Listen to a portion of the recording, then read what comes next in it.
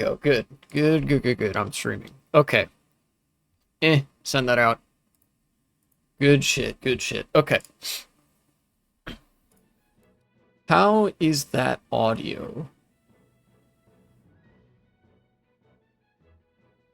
If I go to my own live stream, I wonder if I like mute the desktop audio and try to listen to this.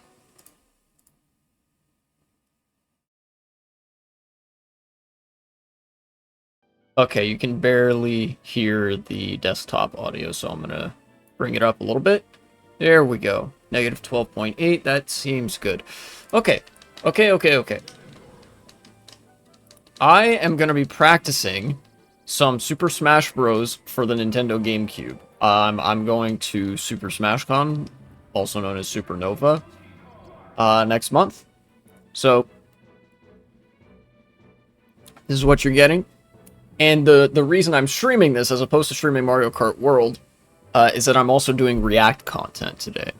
I'm going to react to a video that was requested of me, and that I think might be interesting enough to go over. And I'll say a little bit more about it when I get to it. But maybe let me warm up a little bit here, and wait for the aforementioned viewer who requested it to show up. Ow. Dang it. A little bit of rust. Yes, I am aware that Roy is one of the worst characters in the game. He's also probably my strongest character, as strange as that sound. Like, with Roy, I can always hit those OMS attacks. I can pretty consistently hit those tech chases. Of course, I say that right after having missed one, but...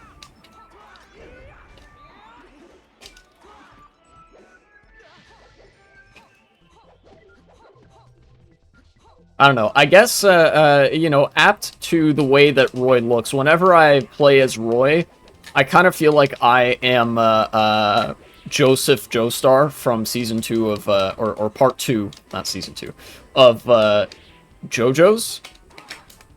Where I can pretty consistently be like, your next line is, and kind of understand the flowchart of the other person that I'm dealing with. Because as the low tiers in Melee, you kind of have your work cut out for you. Your weaknesses are very pronounced, and because they're so pronounced, they're also very easy to see, and that helps to, I think, plan your style of play around those weaknesses so that they don't neuter you as hard. And if you can play a low tier in such a way that you actually make up for the low tier's weaknesses, like if you're able to tailor your game plan around that, you can pretty consistently, in fact, catch a lot of people playing high tiers off guard.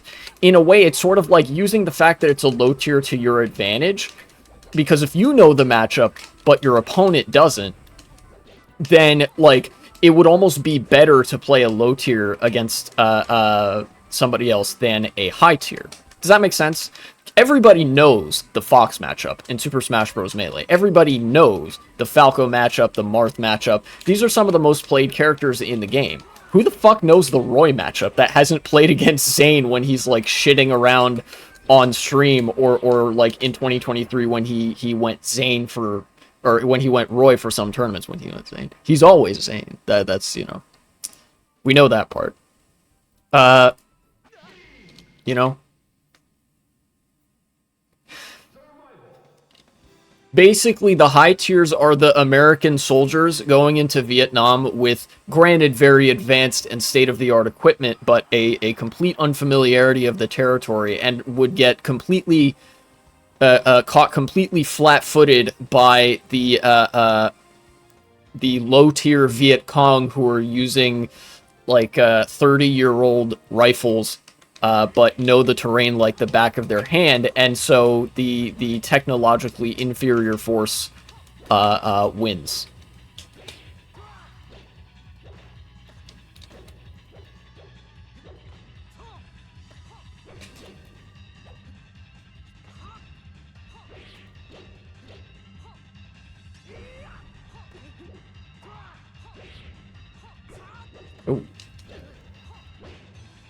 Good thing they shielded that. I think power shields actually give more pushback than just shielding. The craziest thing, you see how slow this down smash is, right? If you down smash somebody's shield and they slide to ledge, as Roy, if if the pushback on shield from the down smash first or second hit pushes them onto ledge, you're actually safe. Like, they have to roll or spot dodge. Or counter. Marth and Roy both have counters, as does Peach.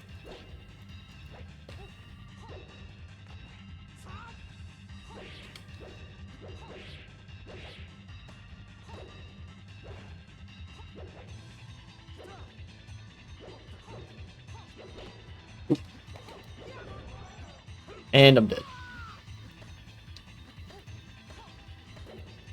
Oh yeah, there's one thing I forgot that I was going to do, which is I wanted to switch the stage list, at least while I'm doing this stream, so that it's just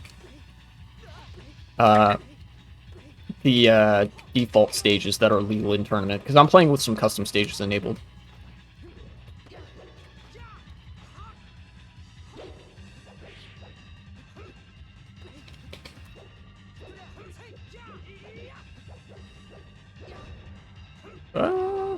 Am I alive? Yes.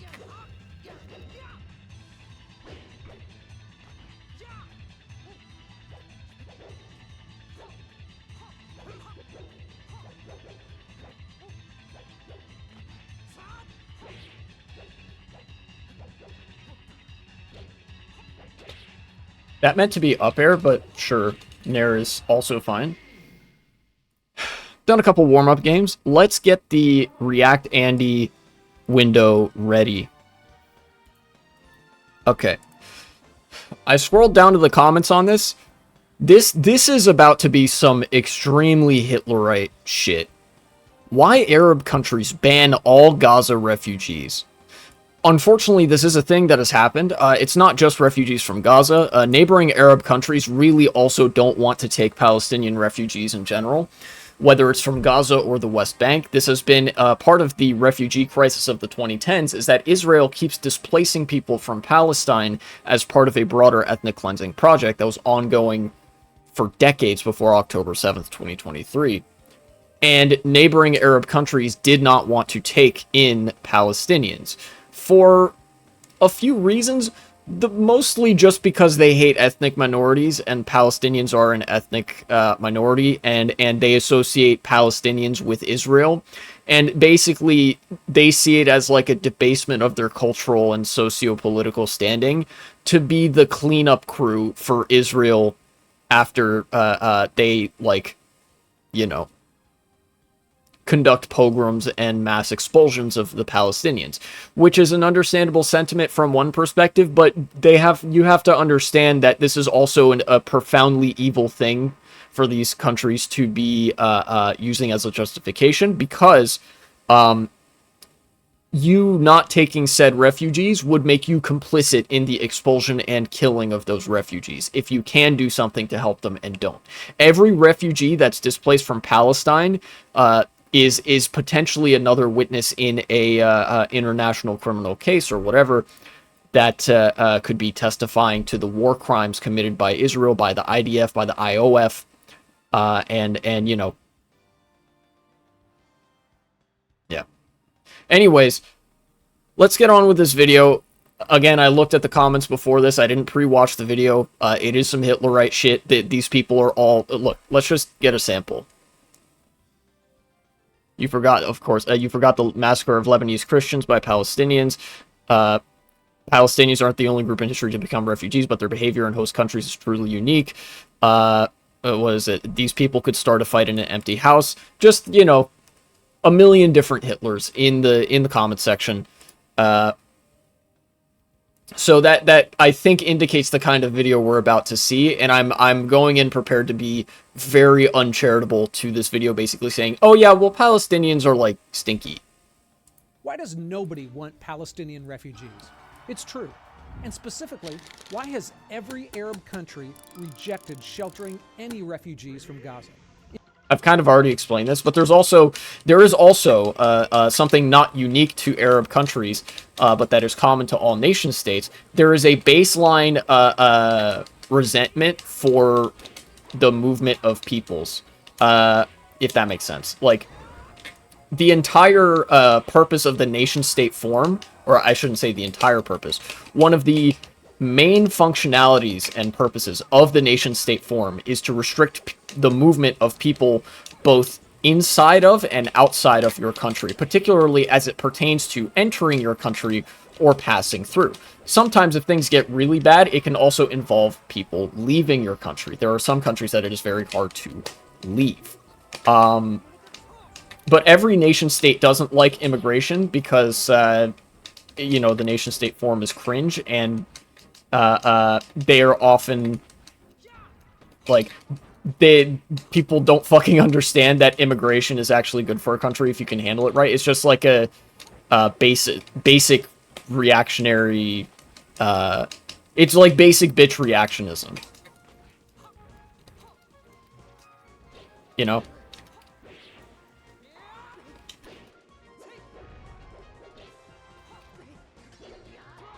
To say nothing, of course. I mean, I say to say nothing of, but, like, obviously this also connects to how the powerful classes will manufacture anti-immigrant sentiment, because that makes it easier to sabotage the economic power base of workers.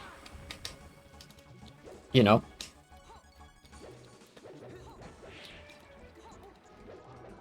But I have no doubt that, like, there's also just a lot of ethnic and racial animus towards Palestinians on the part of other Arab states as well. In just weeks after Hamas's judging by the October 7th comments. attack, Israel's massive retaliation left well over 1 million Gazans homeless. Today, almost twice that number. About 90% of Gaza's population has been forced from their homes. Yet not a single Arab country will open its doors. Why not? Is it a principled stand to prevent... Let's also this ties into what I was saying about this being a nation-state thing that isn't necessarily unique to the Arab countries. There are a lot of Western countries don't exactly want to open their doors to Palestinians either. You know, seeing as the Western states are allied with Israel and also just don't like immigration for dumbass reactionary reasons that have nothing to do with any, like, rational argument or anything like that. Israel from depopulating Gaza altogether? Or are Arab leaders simply talking a good game about Palestinian solidarity while never actually wanting to help them? It's both of those things. Authentically, the Arab states do not like Israel because Israel is a force for massive destabilization in the Middle East. And on the one hand, the Arab states really do not want to, like, be privy to that because they are the countries being destabilized by Israel by doing this. But then also, like, because they're nation states on a baseline level, they don't want refugees. They want to make it as hard as possible for refugees and immigrants to come to their country, so that when they do, or if they do, they are living on the margins.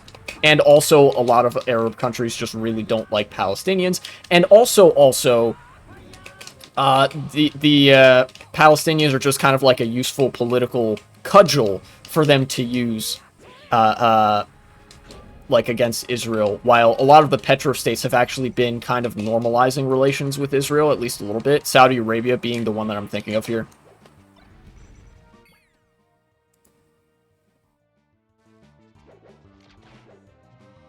It's mostly this this second one, but they do authentically really not like Israel. We're actually wanting to help them. As you'll see, it's complicated. Hey, I'm Ken LaCourte. You can find a lot of videos about how one side here is... And he's right. And the other side it is complicated. Innocent victims. But you won't find too many that try to fairly... Now, hold on. ...on the other side. Hey, I'm Ken LaCourte. You can find a lot of videos about how one side here is evil and the other side is completely innocent victims.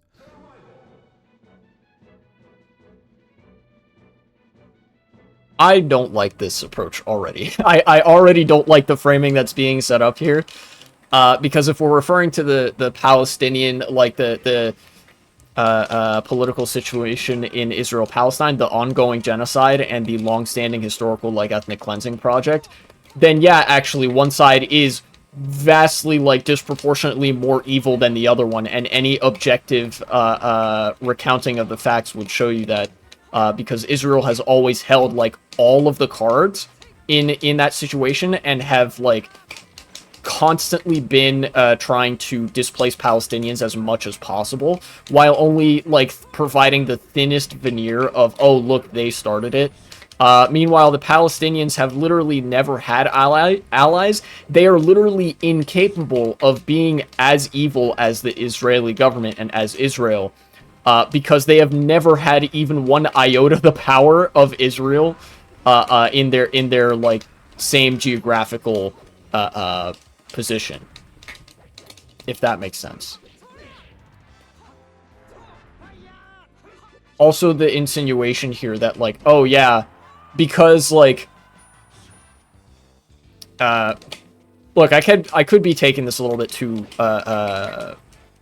extrapolating this a little bit too far, from the initial point here, but, like, the constant insinuation of like, oh, you know, oh, because one side is just all innocent civilians or whatever, implies that if, like, oh yeah, if somebody in this population committed, like, acts of terrorism or whatever, that somehow justifies the acts of mass killing in that population, you know? I don't know. Look, I've already talked about this several times when looking at other news articles, and in fact, you can probably get a pretty accurate summation of the conflict and the power dynamics involved if you look at any other one of my videos regarding the genocide in Gaza, or even the video I did, the ominously prescient video that I did in September of 2023 when I reacted to a debate between Destiny and Loner Box. But you won't find too many that try to fairly explain what's actually happening in a conflict that's been going on since before we were born. We'll look at the history. No, actually, you will find plenty of those. The problem is that I think I'm probably not going to be very charitable to this video, even after that beginning that did explain that, like, it is complicated, because any fair assessment of the conflict would acknowledge that it is massively asymmetrical. Israel has had the backing of the United States for its entire history, and it has this has consistently been a project of ethnic cleansing and genocide, especially since October 7th, with Israel post-October 7th bombing neighborhoods and primarily destroying all of the means and ways of civilian life in Gaza. Schools, residences, hospitals, like, they've exclusively been bombing those targets. With no regard for civilian life, except as a propaganda tool that they can use to justify the further bombing of civilian areas. And then even before October 7th, they would conduct occasional, like, bombing campaigns in Gaza that they refer to as, I believe, mowing the lawn, or, like, mowing the grass, basically culling the population as though they were livestock. And, of course, doing settler colonialism, that's more so applicable to the West Bank, but also has a history of happening in Gaza, where they displace people from homes that they have lived in for, you know, however long, just to, I don't know, put some random guy from, like, New York or something in there. You know. And, of course, that's not even to mention the diversion of water and other resources away from Gaza, the controlling of the ocean and trade routes to isolate Gaza from the rest of the world, and any sort of means they could have to procure any sort of material, financial, or economic support. You know, basically, there is no both sidesing this issue, is what I'm trying to say. If you try to equivocate this issue in a way where you're insinuating that Palestinians are partly to blame for the fate of being the victims of genocide, then you are pro-genocide. That is the underlying position to that argument. I don't care if anybody believes that, like, the genocide is okay. If you equivocate, that is the position that you are supporting. Whether you are, like, cognizant of it or not. You could be a useful idiot, but that is the most charity I'm willing to extend to those kinds of arguments. History of Palestinian refugees, their turbulent history in host countries, and finally take a look at the current situation in Gaza. In the next few minutes. Okay, great.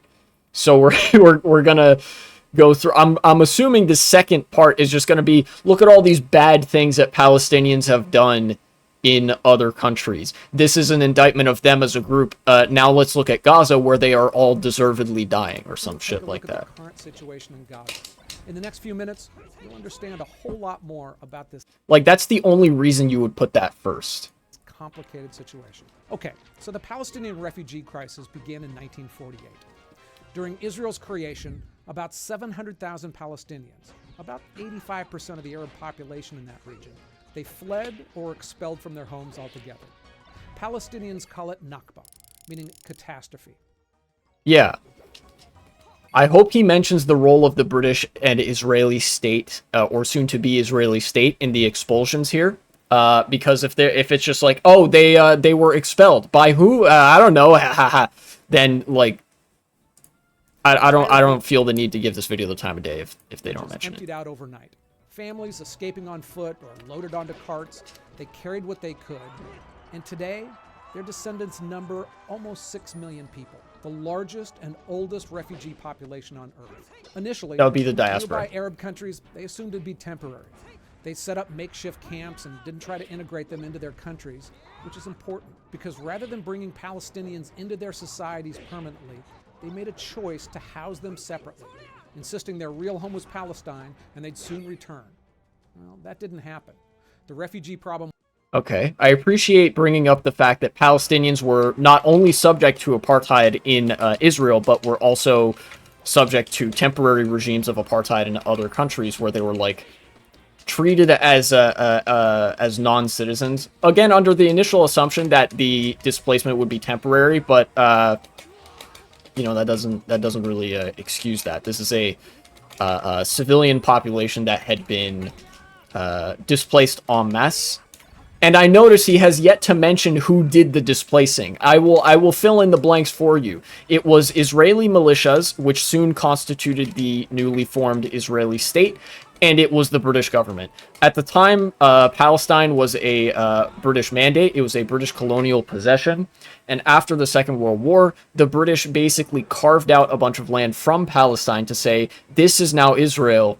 And Jews will be able to live here with the sanctioning of the British state. What that actually meant, of course, because that sounds innocuous enough where it's like, oh yeah, we will make accommodations for Jews to move here. What does that mean? We're going to like build a bunch of extra settlements and create housing for Jews so they can integrate into these existing communities? No, it means we're going to march the army in there and fucking force out all the existing residents at gunpoint and have the new our newly outsourced settler colonists live in homes that used to belong to, like, I don't know, goat herders or something. Or farmers. I don't know.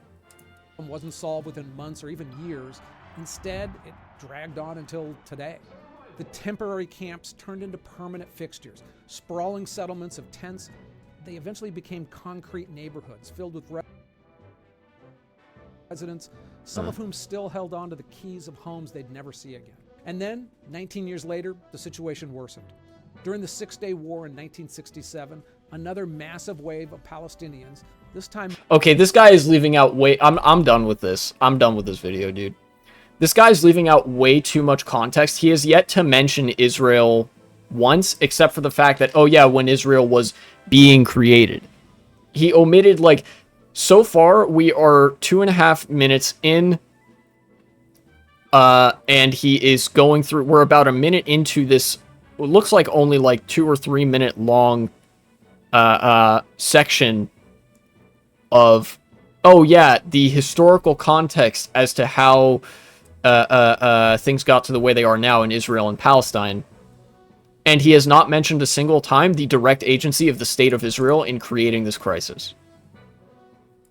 More than 300,000 fled from the West Bank and Gaza into Jordan, into Lebanon and Syria. Again, this was passive voice shit. Assumption was short-term shelter until the Arabs won, but again,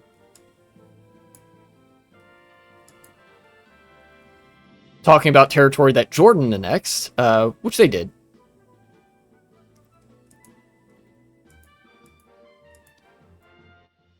Talking about Lebanon, I noticed there's very little space in this dedicated to Israel.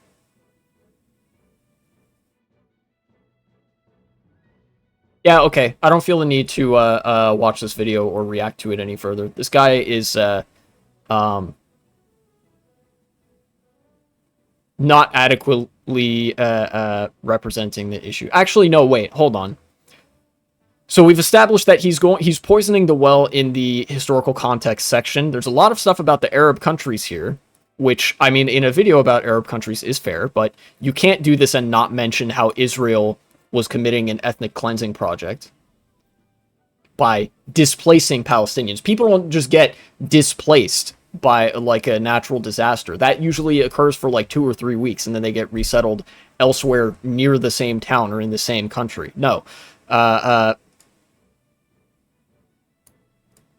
Unless he's like, and yeah, by the way, Israel's a natural disaster, but he's not going to say that. That's some shit I would say as a joke. Jordan's entire population. Eventually, their welcome wore out, and their relationship exploded into violence. It was known as Black September. Okay, wait, hold on. To new waves of Palestinian refugees. Hey, this is a good time to mention that while I spend a lot of time researching this, I'm not perfect. If I make any serious factual mistake, let me know. I'll deal with it in a pinned comment below. And if you like stuff like this, now's a good time to subscribe. Okay, so now let's look at what happened next, because the Palestinian refugees reshaped some of the countries that they were hosted in, and often violently. First, Jordan. By 1970, Palestinians made up more than half of Jordan's entire population. Eventually, their welcome wore out, and their relationship exploded into violence. It was known as Black September. It pitted Jordan's military against Palestinian guerrilla groups, mainly the PLO. They'd turned the refugee... yes, the Palestine Liberation Army. The PLO essentially created a state within a state. It openly defied Jordan's sovereignty, and it tried to overthrow King Hussein's monarchy. Yeah. Yeah, that tends to happen when you have a massive refugee resettlement that you have designated as second-class citizens and have not integrated into your country. Look, by this time, you should have seen the writing on the wall as the state of Jordan. Number one. Number two, like, what did you, like... I don't know, I guess it's just like, what did you expect?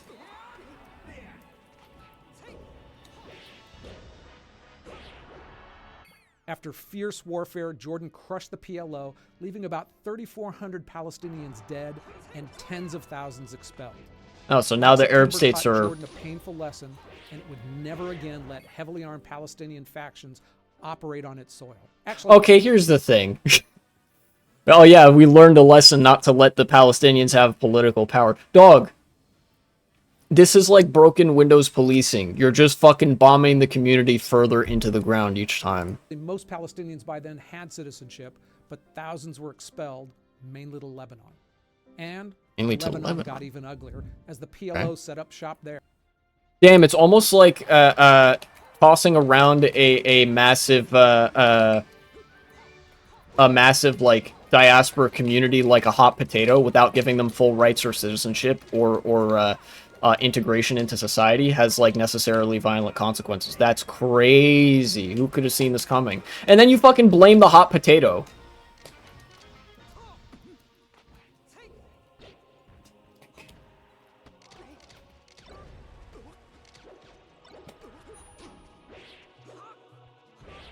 Like, literally, imagine if the shoe was on the other foot with respect to the group involved here. The history of Jews in Europe. Why, I don't know, European countries ban all Jewish refugees or something like that. Imagine half of the shit that's being said here. Look, he's yet to say something factually wrong, but he has committed what I believe to be several lies of omission, right? Imagine all of that shit, the expulsion of an ethnic minority, en masse, the fucking excessive use of passive voice, and the subtle attribution of fault to this minority group. Oh yeah, you know, things went south after however long because these armed groups were like starting shit. Replace Palestinians with Jews, and you could probably see the problem that I'm getting at.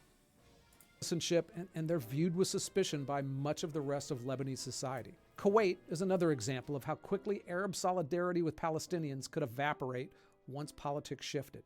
By 1990, about 400,000 Palestinians lived in Kuwait, making up about 20% of its population. And when Saddam Hussein invaded Kuwait, Yasser Arafat and the PLO publicly supported him, and once again, things got ugly. After much of the world helped Kuwait kick out Saddam, Kuwait then pushed out almost the entire Palestinian community, about 200,000 who were forcibly removed within months, and another 200,000 barred from ever returning. Damn, that's pretty bad. Yasser Arafat later said that Kuwait's actions were even worse than Israel's treatment of Palestinians. Okay, I see the purpose of the video. Fuck you. Fuck you. Would this have been true at the time? Potentially. But if you notice the distinct lack of any mention of Israel, except for saying, yeah, Israel wasn't even as bad as these guys, this is solely to, like, manufacture consent for Israel, like, expelling the Palestinians or whatever, because, like, oh, frankly, you know, that's humane by comparison or some shit.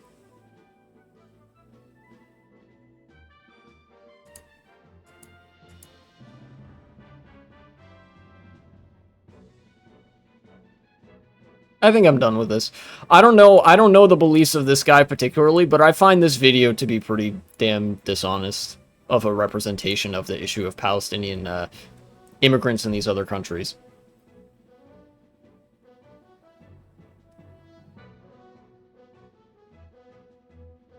Bro made a video about refugees from Gaza and Palestine and literally didn't mention Israel and its role in, like, expelling them. Look, let me go back. Let's take a look. Historical background. Palestinians, about 85% of the Arab population in that region. They fled or expelled from their homes altogether. Fled or were expelled? Expelled by who, dipshits? Damn, that's crazy. They just kind of left. They had to leave. That's crazy. Who forced them out of their homes, man? Elephants in rooms? Who forced these people out of the land that they lived in for so long? Who held a gun to these people, to these Palestinians, and expelled them from their houses? I wonder who did that. I guess we'll never know. I guess we'll never know, and we'll just be left to be like, oh, well, now let's talk about other Arab states. Granted, petro-states, and I fucking hate them. But let's talk about how this crisis is all their fault.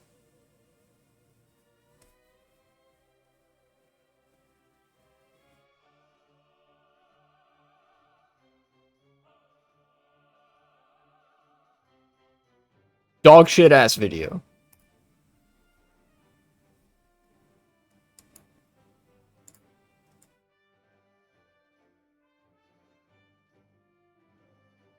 Of course he's got a Substack. God damn it.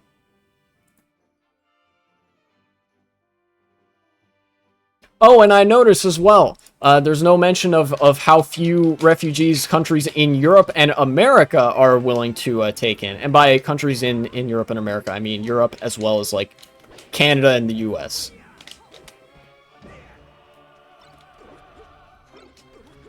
I mean, I guess the video is about why refugees from Palestine are banned in Arab states specifically, but, like, look, if we're gonna talk about the,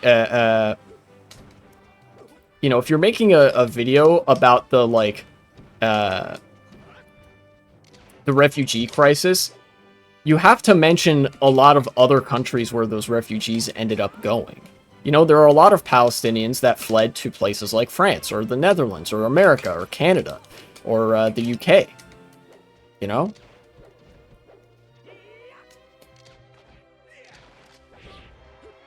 Surely those deserve a mention, but I guess not. And definitely, you know, not the fucking countries that perpetrated this fucking campaign of expulsion and ethnic cleansing in the first place, right? You know, the UK and Israel. Certainly no mention of the two countries responsible for the sorry state of the Palestinian diaspora community. Give me a fucking break, dude.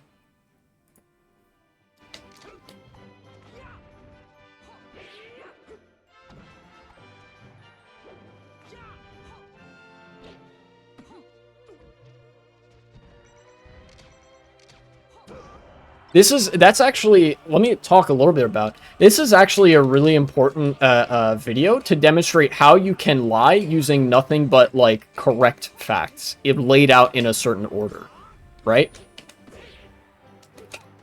Like, at scrolling through the video at various points, the only issues I had were information that wasn't shared, information that was omitted, that was held back. The information that was divulged was correct. It was incomplete. And of course, looking at the first section and then the second section of the video, and then the brief look I had at the third section, the way in which that information is presented is a crucial piece in establishing a false narrative using only correct information. Like, oh yeah, Palestinians were expelled from their homes, but we're not going to say by who.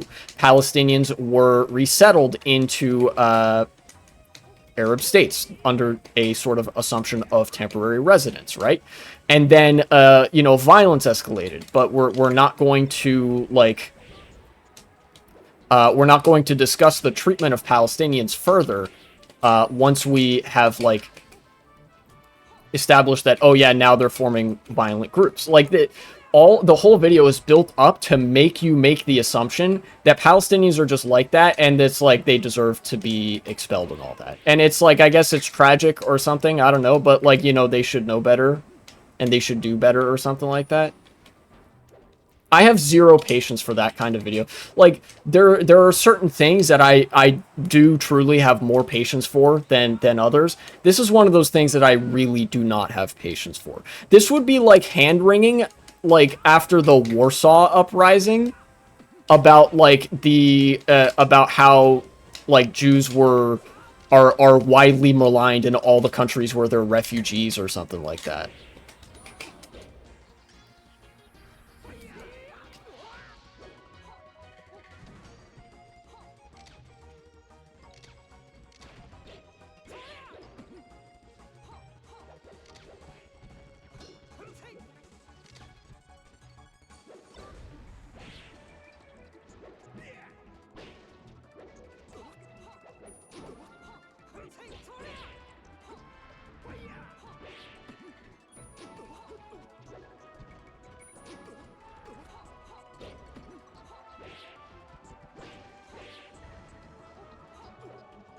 Look, if somebody asks me to go through the video again so they can, like, see some more details of it, then sure.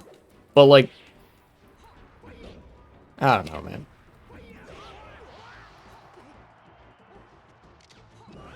Oh.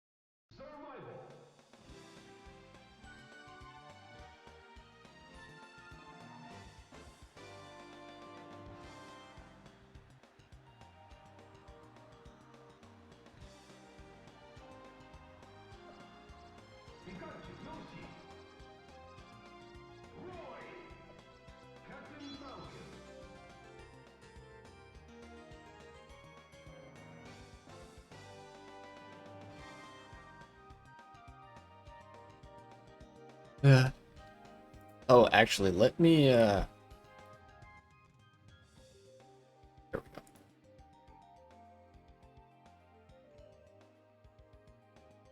Turn that down a little bit.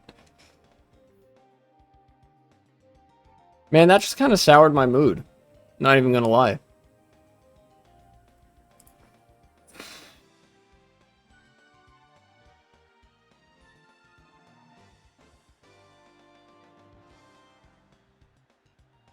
Why does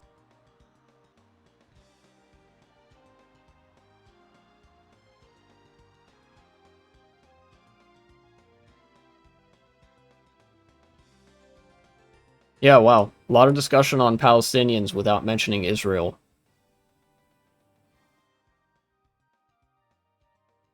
That's the biggest thing for me. If you ever see a video about Palestinian refugees and it doesn't mention Israel as the as like a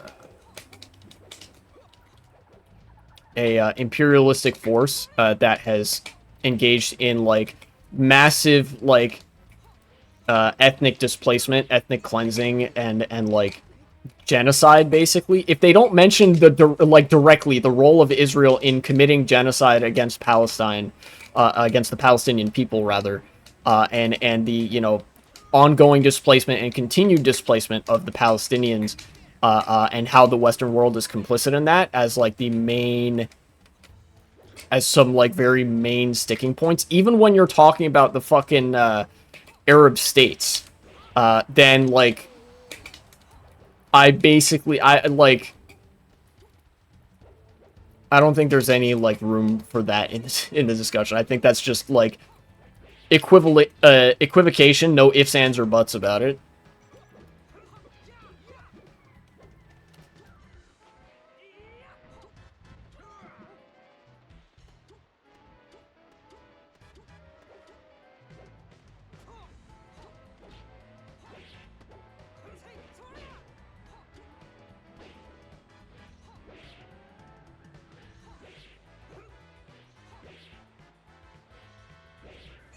There we go.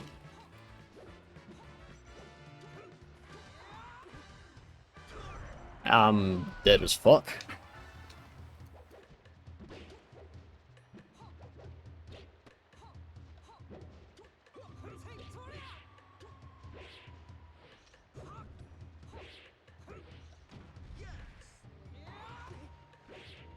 Oh, that was almost cool.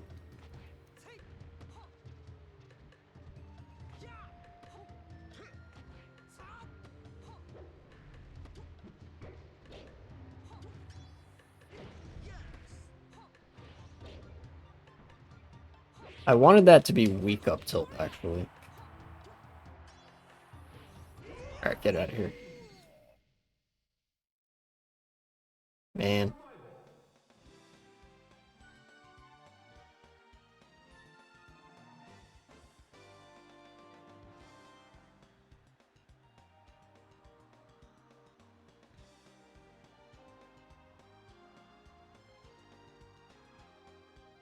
Um,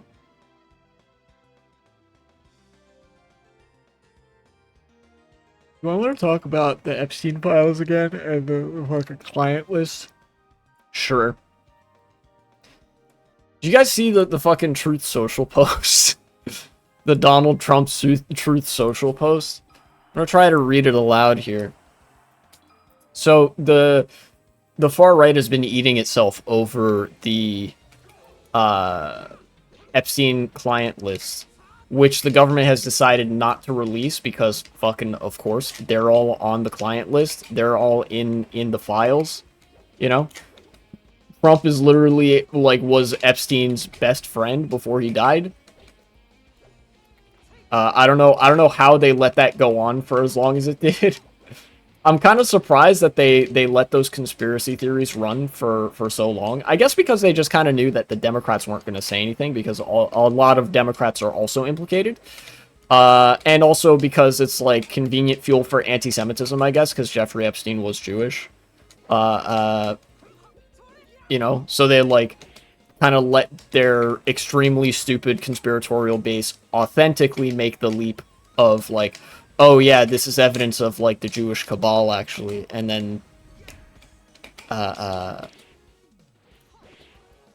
basically make tweaks around the margins while allowing the conspiracy to exist by and large rhetorically, which is why you didn't get a revolt, I think, of this kind when everybody knew that Trump and Epstein were best friends, but you are now getting a revolt as Trump's actions start to be more and more reflective of that. You know, Trump had previously kept pretty quiet about the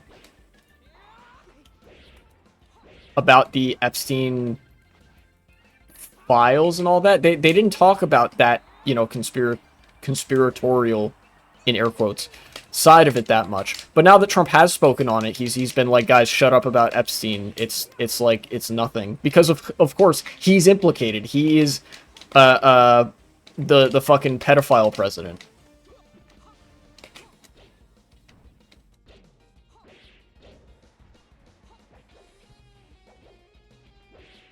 So let's read the post. This is one of the most insane posts I've ever seen. Fucking leftist meme incoming. What's going on with my boys, and in some cases gals? They're all going after Attorney General Pam Bondi, who's doing a fantastic job. We're on one team, MAGA, and I don't like what's happening. We have a perfect administration, the talk of the world, and selfish people are trying to hurt it. All over a guy who never dies, Jeffrey Epstein. For years, it's Epstein over and over again. Why are we giving publicity to files written by Obama, crooked Hillary, Comey, Brennan, and the losers and criminals of the Biden administration who conned the world with Russia hoax, 51 intelligence agents, so-called intelligence agents, the laptop from hell, and more? They created the Epstein files just like they created the fake Hillary Clinton Christopher Steele dossier that they used on me, your favorite president. And now my so-called friends are playing right into their hands. Why didn't these radical left lunatics release the Epstein files? Sorry, my Trump impression isn't the greatest, but I'm doing what I can.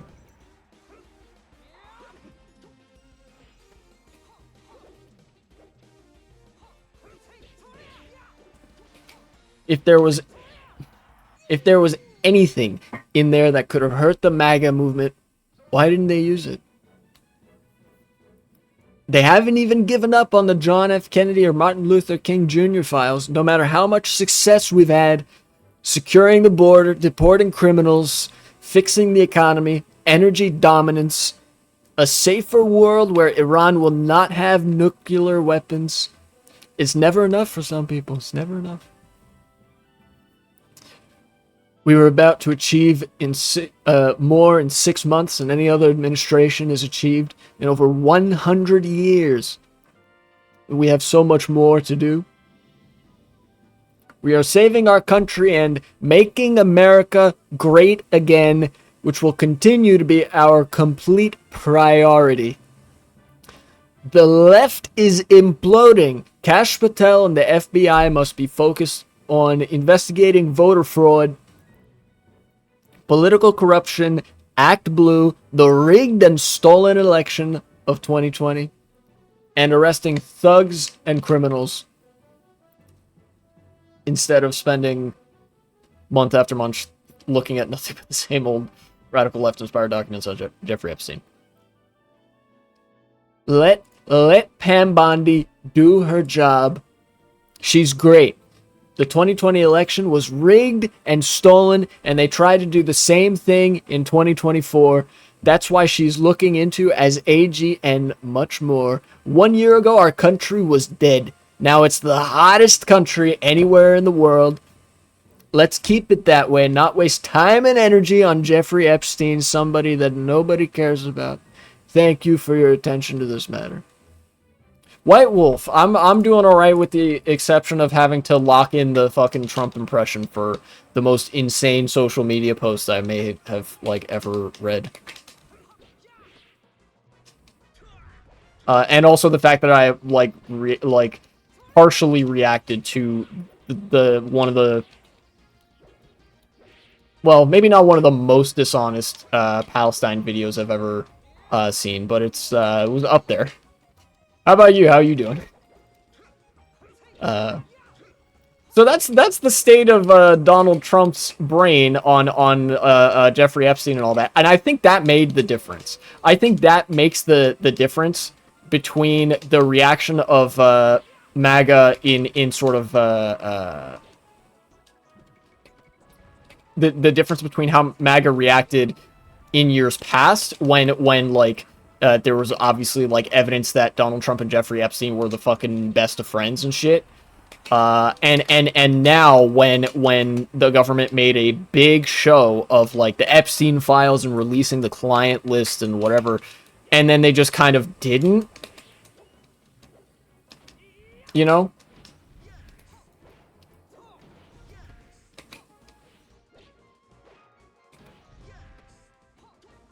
You think they were ever going to release the Epstein files? God, no. They're all in the Epstein files. They're all, like, in that list of clients, you know? All of them. And you can tell who is and isn't in there by how various politicians are reacting, right? Like, that's why MAGA's so upset, because they, like, the turn was so abrupt and so, drastic that, like, it's too much even for them to bridge the gap right away. I should, stipulate. It's just for now, I think, that MAGA has like, kind of revolted. I don't know how long this is going to last. I'll be perfectly truthful on that front, because you know, they've made comparably large ideological leaps in the past. This would just be a really difficult one to make. In the absence of a counter-narrative, in the absence of Democrats being really, really loud and obnoxious every day about, like, we gotta release the fucking Epstein files, and, like, implicate all of these insanely powerful people in the worst crimes imaginable, because, like, people deserve to know, and also, like, like, what the fuck? The people that run society are destroying society at the same time. Like, the dissonance in reactions there will tell you exactly who would be implicated by the release of that and who wouldn't. Particularly from the Democrats' side. Obviously, the Republicans, if they're not on the Epstein list, they would still act like it, because Republicans have a principled support for pedophilia as a concept. Like, they're just pro that, you know? I mean, it's like, it's a question between how much do they like pedophilia versus how much do they hate Jews. And whichever one of those wins out, dictates, like, whether or not they will be pro or anti releasing the Epstein client list. And that's just for the Republicans that aren't on the Epstein list. Most of them are. You know, you're Donald Trump, you're Mitch McConnell, you're, like, Bongino, Bondi. Bondi, like, Trump literally selected Bondi, Pam Bondi, for the Attorney General because she cut a sweetheart deal for Jeffrey Epstein, specifically back in 2007 in the state of Florida. Anybody remember that? Anybody remember that controversy when Pam Bondi was being selected for Attorney General?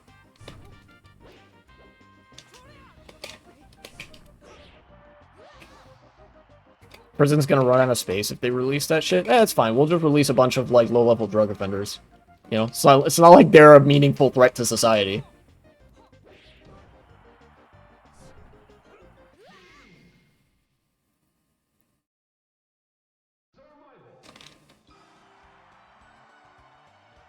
So, the most unhinged Truth Social post. And now there's a pretty clean split between the far-right punditry and the politicians and the thought leaders and the powerful and the foot soldiers, who obviously, like, wouldn't be implicated on the Epstein list because they've never been to Little St. James or whatever the fuck, right? The question now is like, how long does that split last? If the like, even if a few Democrats seize on this moment to be like, to direct a shit ton of media attention, there might be a chance that this split causes some meaningful division, even if it's not huge, within the Republican base. However, I will sort of ask everybody, including myself, to sort of curb their enthusiasm on this, or to, you know, calibrate your enthusiasm on this, because, like, the Democrats are not, by and large, going to make a counter narrative on this. Leadership from the Democrats is also implicated. Schumer, Jeffries, they're all on that list, you know? So it's going to be up to, like, some of the more rank and file members of the Democratic coalition to, like, say something, to try to weave any, like, anything resembling a narrative that they can.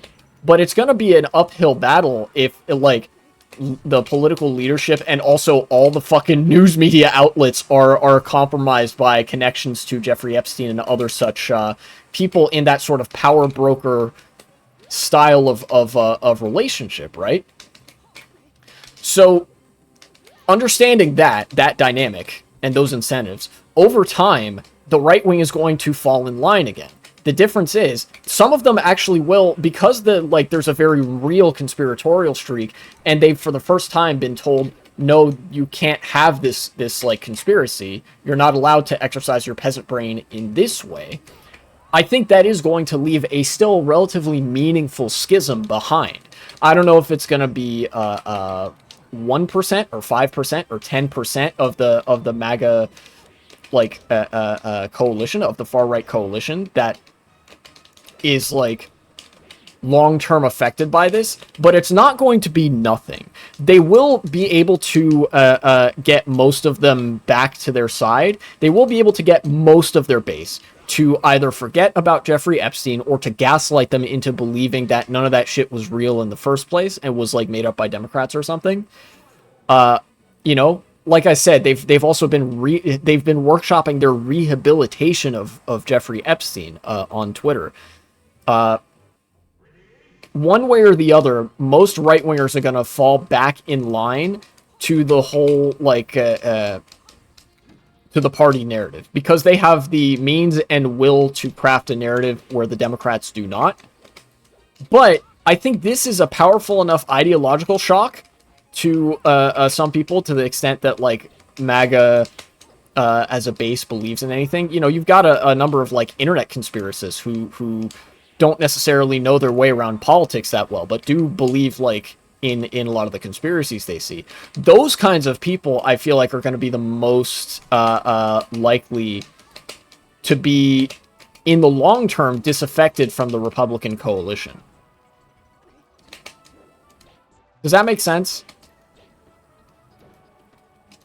And I think the sooner elections happen where this is a subject, the sooner those consequences are felt for both the Republicans and the Democrats. Particularly when you have to have the juxtaposition between Republicans and Democrats. You know, anywhere that the Democrats make Jeffrey Epstein a talking point, people are going to, like, massively shift away from the Republicans, even if it's not necessarily towards the Democrats. All you have to do is remind people of something, and then they'll, like, remember it. You know? That's why the social memory is so short. There's so much shit happening that, like, it's easy for it to just be buried. You just gotta do a little bit to unbury it. And the more frequently Jeffrey Epstein and his legacy of pedophilia and quid pro quo shit is unburied, is kept at the surface, or kept easily referred to, the worse the consequences will be for Republicans, but also for, like, just for, like, the sort of political class and the owning class broadly, right? Like, this is a fire under the asses of a lot of people in government.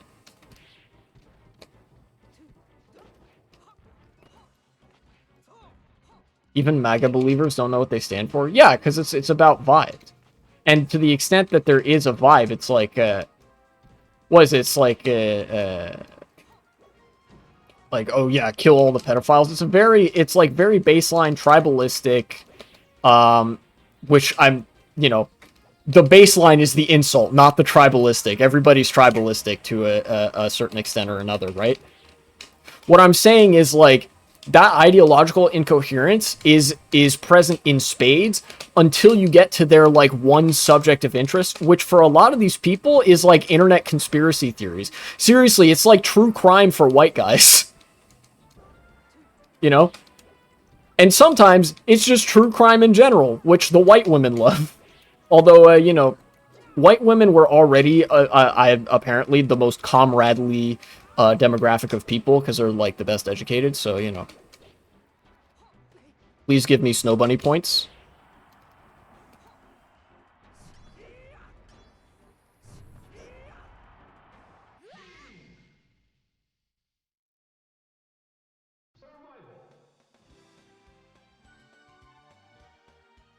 It will definitely be funny to see Republicans flounder in their attempts to defend this. Because remember, Republicans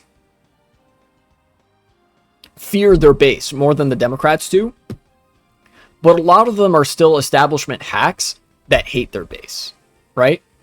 Like, think about the way Mitch McConnell talks about Medicaid, and they'll get over it. Doesn't matter that he's right. You have to have a certain level of, like, hatred and disregard for human life, particularly the humans that support you in your political career, to be confronted with the deaths of tens of millions and just say, they'll get over it. Like, you don't say that if you don't fucking hate the people that elected you into office. Right? So I actually do think that if they get put on the spot for this, I think the Republicans are going to flounder. It's just at this point, it's on the Democrats and the news media to put them on the spot for that, outside of like an election cycle. If they do rallies and whatnot, it's entirely possible that like regular people could put them on the spot. You know?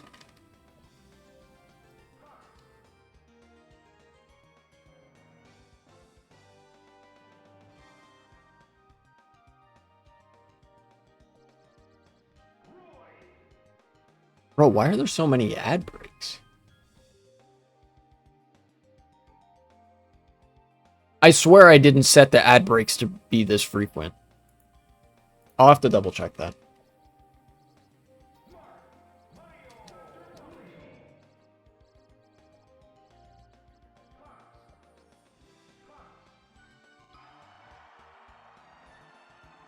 Wait, actually, I was playing against Sheik.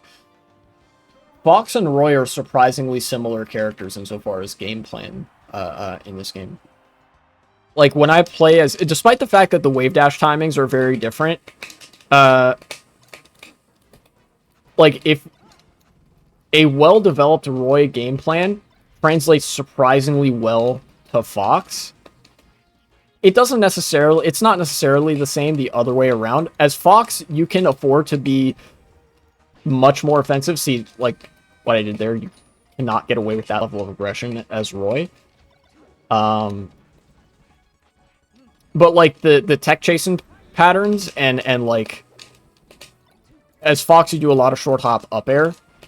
If you do a lot of short hop up air, that's kind of similar to how Roy likes to run up and down tilt.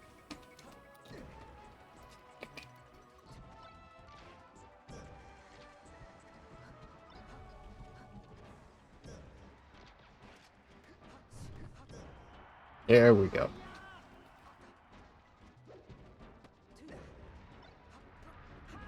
No. Battlefield. Ah, you saw nothing.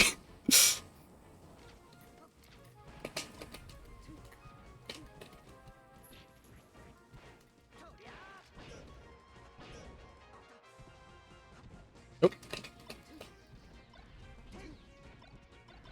What's your take on the Russia-Ukraine situation?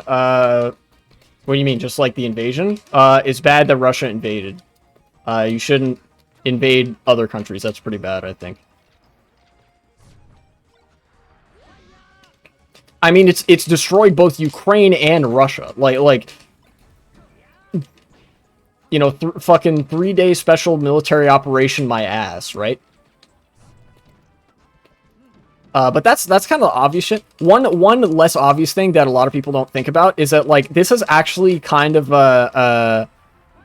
like, provided the argument for why Europe doesn't need to rearm that hard in the face of Russian aggression, Russia can't even handle Ukraine.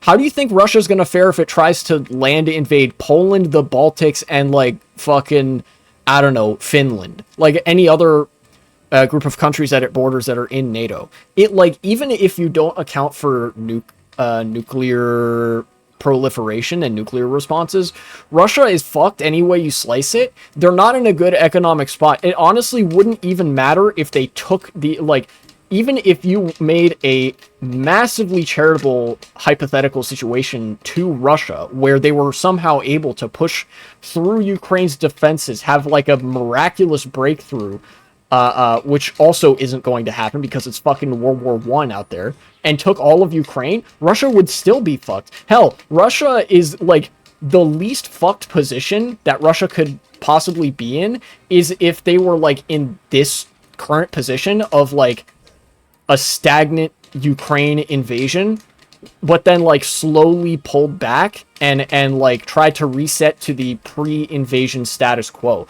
Russia is like running out of military equipment and shit. They're not necessarily running out of manpower because it's fucking Russia.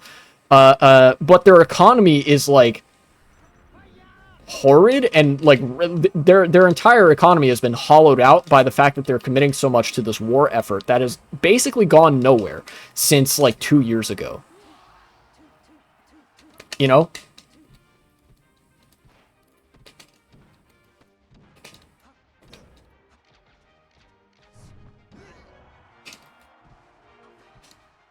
Damn, I didn't know you could live that. But yeah, it was bad for both Russia and Ukraine for Russia to invade Ukraine.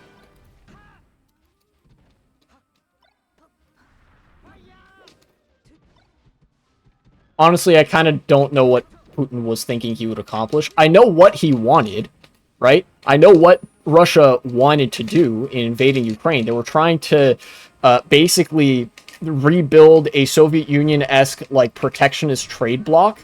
And Ukraine has access to some very valuable resources like Chernozem, black soil, and like a liquid natural gas pipeline. And as we all know, energy's, you know, very valuable, especially in Europe. Like that was the economic motivating force behind invading Ukraine, right? Because it's like, it's not just that there's land and people there, it's very valuable land. You know, that has resources on it. It was just all around a bad fucking idea. But, I mean, that's kind of what happened when that kind of is what happened. Rare earth minerals, too. Yeah, that, too. That's kind of what happens when you have a revanchist, like, ultra-nationalist government, or, you know, fascist government, whatever series of far-right adjectives you want to ascribe to it. It's a self-destructive ideology, one way or another, right? Like, in order to maintain that kind of statecraft, in order to maintain that kind of society where it's very far-right, very reactionary, you have to engage in politically self-destructive behavior, whether that's at the ground level and at the street level with, like, manufacturing tons of hatred towards other groups of people, being really anti-immigrant, which Russia also is, but to be fair, there's not much of an reason for people to immigrate to Russia to begin with. Or, in this case, like, beating the drums of war for neighboring countries and consolidating wealth upward. These are things that lead to the death of nations. You know? Russia was already, like, very middling at best in terms of development. In my opinion, invading Ukraine was like putting one foot in the grave.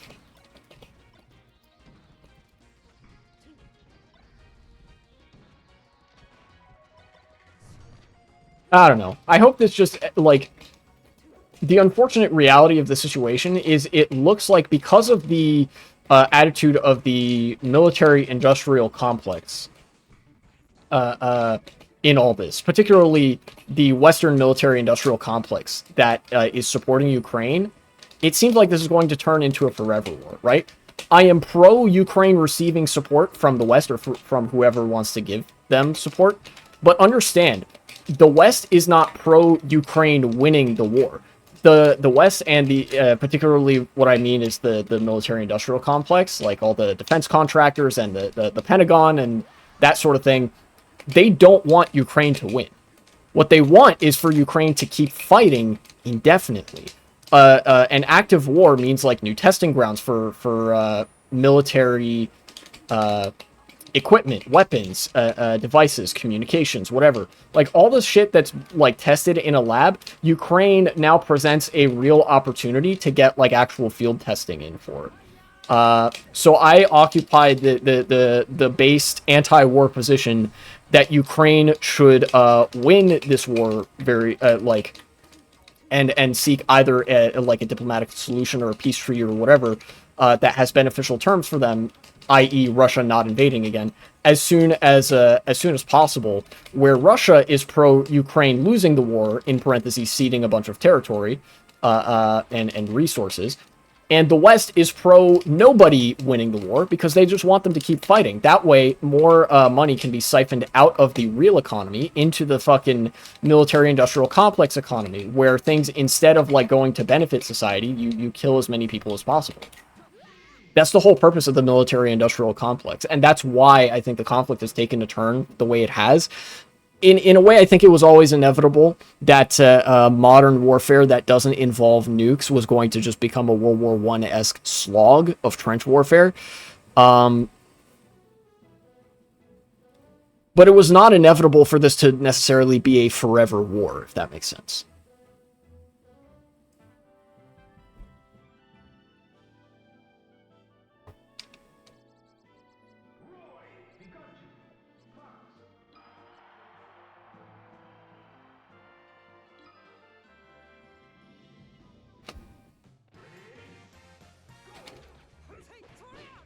That's all I got.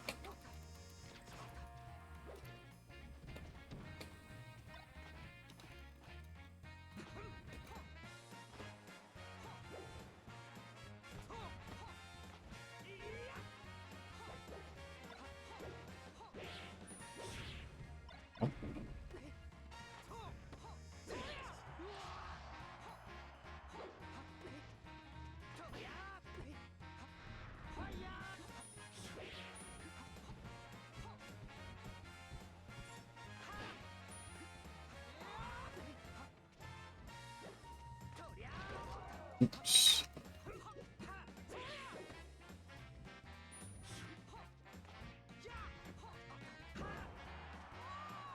Dead.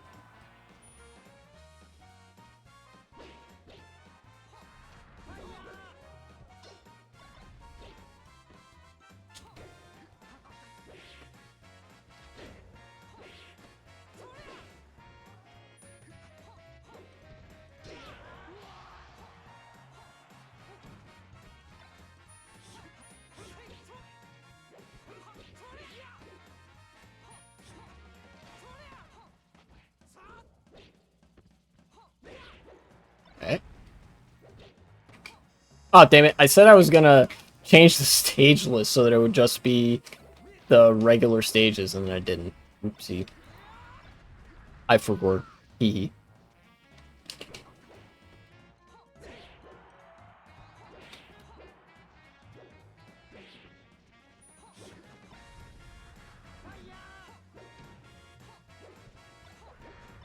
Oops. Roy's forward tilt is really good. That's okay. There's a couple things that can help you distinguish like who the Roy players are from who the Roy players aren't. Non-Roy players will use jab. Roy players will use forward tilt.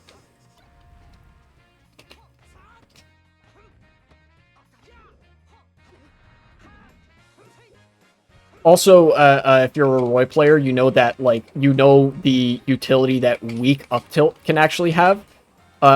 In some situations where like because of the nature of the like spaghetti noodle hitbox of Roy's up tilt, it's easy to shield poke when people are on platforms above you, which can be useful at mid to high percents just to push them a little bit off stage, and then you get like a quick double tap of forward airs, or they could be close enough for a forward smash. You know.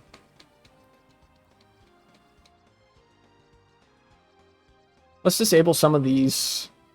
Actually, I'll keep greens hacked. The hacked greens, because that's a custom stage from the classic days. Like, I've seen custom melee builds from, like, 2010 that have the greens stage. So we're keeping that. That one's cool. All right, Yoshi's Story. I also saw recently. What are we looking at? Oh yeah, here's something else. Speaking of international politics, there were protests in Mexico recently. Mexico has been going through some shit with respect to gentrification. Here we go, CNN World. Critics slam Mexico's gentrification protests as xenophobic. Activists say they're fighting for human rights. Both of these things can actually be true at the same time. And I'm going to probably explain, I might read the article a little bit first, but I'm going to explain how both of these things are true, that the organizers of the gentrification protests probably do have human rights in mind because of, like, housing costs being insane, but ultimately these protests do end up being xenophobic because they kind of misunderstand what gentrification is and how it works, you know, and like what is actually at fault for gentrification.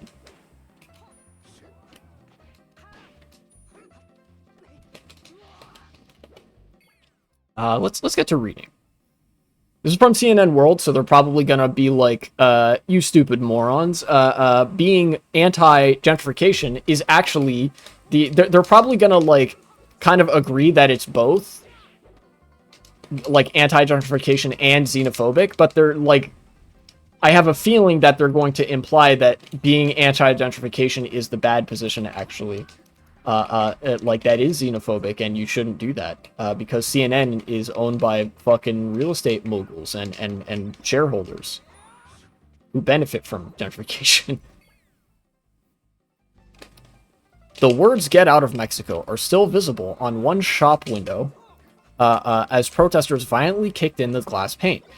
In another clip, "Kill a Gringo" is spray painted on a wall in Mexico City as demonstrators carried placards demanding Western foreigners, quote, "stop stealing our home." This would be the xenophobic part of it because they're specifically naming Westerners as the cause of gentrification in their country, but that's not actually how this happens. These were some of the striking scenes at our mass protests last week against gentrification and the rising cost of living in the Mexican capital city, aptly called Mexico City, which some have blamed on an influx of foreigners from the United States and Europe. While the demonstration was largely peaceful and reflected growing anger about inequality in the Mexican capital, those who vandalized stores in the city's wealthier neighborhoods and used anti-immigration language were criticized by Mexican President Claudia Sheinbaum as being xenophobic, which is based. She's correct. Claudia Sheinbaum's a real one.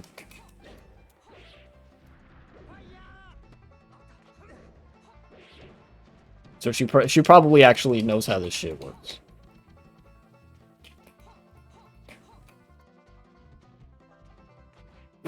Neither of us hit each other for like 15 seconds. No to discrimination, no to racism, no to classism, no to xenophobia, no to machismo, no to discrimination. All human beings, men and women, are equal and we cannot treat anyone as less, Sheinbaum said at a Monday press conference. The U.S. Department of Homeland Security, which has been carrying out an immigration crackdown on the in the U.S., reacted to Friday's protests with an ironic post on X. If you're in the U.S. illegally and wish to join the next protest in Mexico City, use the CBP Home app to facilitate your departure. Classic fucking trashy behavior from the American Gestapo, of course.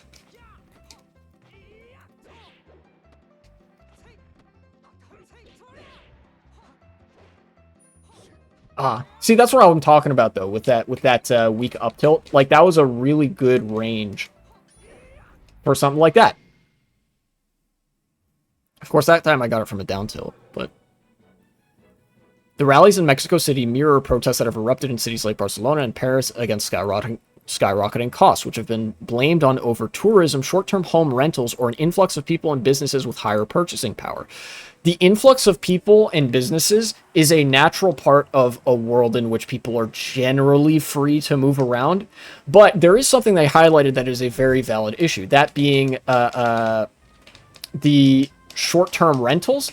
The rise of short-term rentals is a blight on every city that it touches, And you only need to look at, well, these cities in Europe to verify that fact. The fact that like private equity is entering the housing market and like creating all sorts of perverse incentives to hog up housing stock, so that people can't use it, just to rent it out at prohibitively high costs, and you know, speculate on it, basically introducing all of the fucked up parts of the American housing market to Europe is, well, fucking up Europe in the same way that America has a fucked up housing market, you know? And this also highlights that housing being expensive is not unique to the United States. It's something that every country is currently suffering from, you know.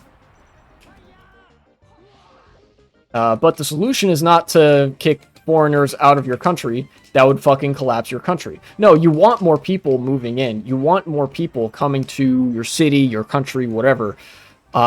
You just have to have the logistical and political will to handle it. Right now, the perverse incentives created by both the like the general market conditions of housing, as well as the any other sort of extraneous like financial capital that's buying up housing and hogging it, it's not helping matters. In fact, it creates an environment where new housing isn't getting built, but there is still housing being purchased and sold. And because of the way that money circulates upwards, eventually when houses change hands enough times, it's going to end up in the hands of somebody like a private equity firm or like a short-term rental like Airbnb that has no intention of using it or selling it, right? And by using it, I mean like living in, you know? So you do get conditions under which the consolidation of wealth can make there be less housing stock, but you don't have any such politics in place that could increase the housing stock, right? Like there's not enough housing being built to make up for this, which is a very stopgap issue, right? That's something that theoretically could also exist in a market capitalist environment. But ultimately, I think like any solution to the gentrification problem in Mexico City, in Paris, or whatever, is going to involve cracking down on Airbnb, cracking down on private equity, and building more housing, building more social housing, particularly inexpensive housing. That keeps the cost of housing down. That way, you can have what might otherwise be recognizable as gentrification, new people moving in and the character of a neighborhood changing over time, but that doesn't necessarily have to be reflective in a massive explosion of costs and expenses that people can't keep up with, right? Does that make sense? People get what I'm saying there?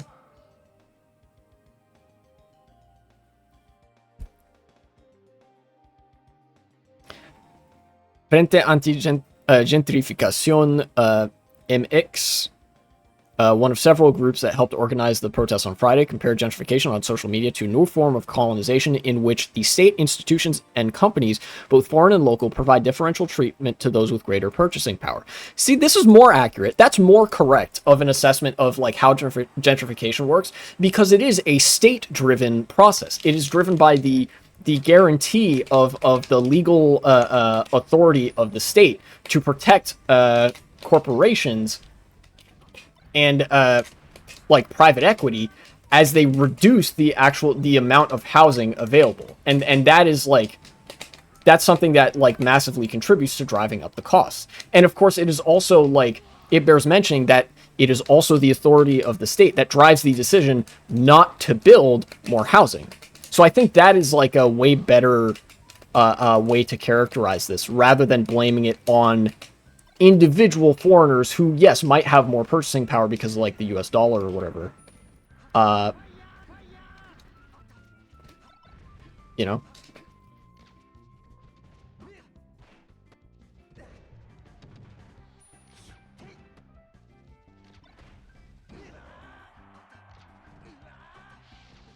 Character is so fucking good. Oh my god.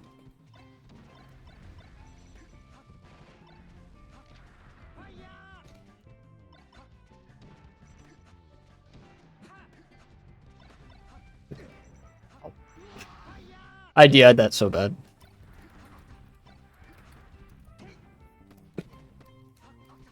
I don't know how I read that, but I did.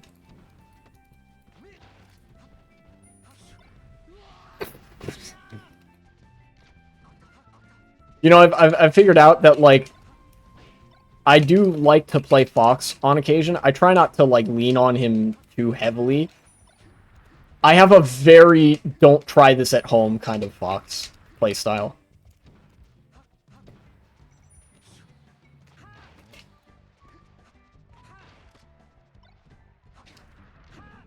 My fingers fucked up the input there.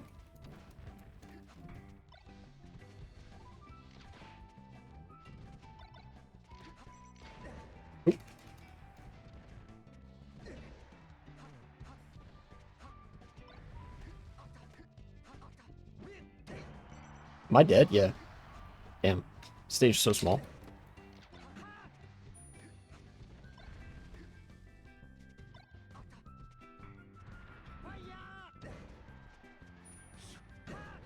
Alright, get him out of here. Anti-gentrification activists say thousands of people in the Mexican capital have been forced out of their homes in recent years as tourists and remote workers, many of whom are believed to be American, take over popular neighborhoods like Roma and Condesa. But a spokesperson for Frente Anti-Gentrificación MX pushed back against Scheinbaum's suggestion that their campaign was xenophobic, saying the demonstration was meant to highlight the plight of those priced out of their homes and to demand reforms from the government. In Mexico, housing costs have risen 286% since 2005, while real wages have decreased by 33%. Spokesperson Jessica Morales said, citing data from the National Institute of Statistics and Geography and the Federal Mortgage Society. We are not against migration because gentrification is not a problem of migration, which is a human right. We are against violence as a government model, Morales told CNN. See, yeah, that's what I was just saying. That they're, like, some of the protesters, like, spray painting, like, kill the gringos and whatever, like, that's obviously xenophobic. But you, like, the organizers seem to be very genuine here and seem to understand that, like, yeah, gentrification is not an issue of, like, yeah, kick out the foreigners, because people should have the right to move and exercise the freedom of movement. No, it's an issue of, like, top-down institutional consolidation that results in housing becoming more expensive because more of it is, like, locked off, if that makes sense.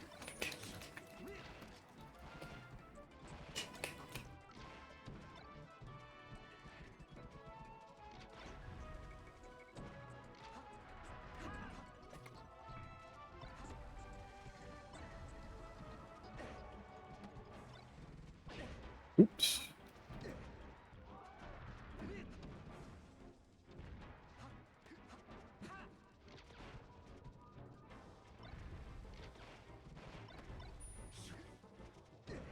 I wanted to moonwalk and then grab behind me.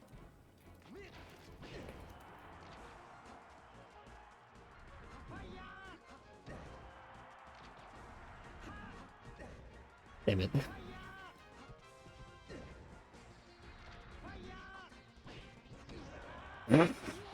Goofiest edge guard of all time?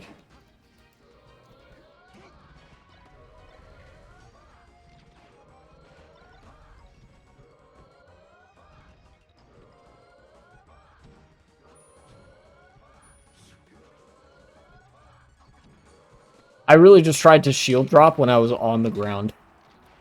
Damn. Yeah, I deserve that.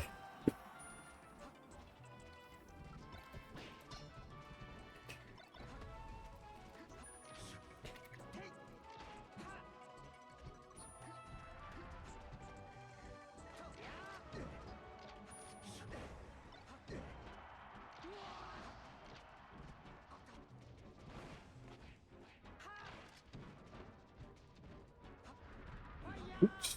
I deserve to die for that. It's okay. One of my favorite things to do in this game on defense is to option select a tech on the wall. It's one of the few true option selects in Super Smash Bros. As in a series of inputs that you perform that will get you different outcomes depending on what happens to you in that space. But both outcomes are desirable, right? So when you're up being as Fox or Falco or Captain Falcon or whoever, basically at the time that you expect somebody to hit you, you press R, you press the shield button, which would, make you tech if you got hit, and you roll the stick towards the wall, which will make it so that you will smash the eye into the wall, tech the hit, and then you'll be able to recover, right, if you get hit. But if no such hit occurs, then you just continue to, like, go up in your recovery, and then you grab the ledge. So if you get hit, you tech. If you don't get hit, you just grab the ledge anyway, and your recovery is successful. And that is, like, my favorite option select, because you just do it every time, and it makes me feel so good at the game when somebody hits me and I tech, and it's like, you fucking thought you could kill me. Nuh-uh.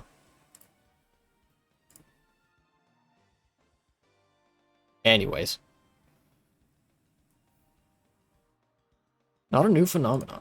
Immigration is not the sole cause of Mexico City's gentrification, which is a phenomenon that has happened for decades, say expert.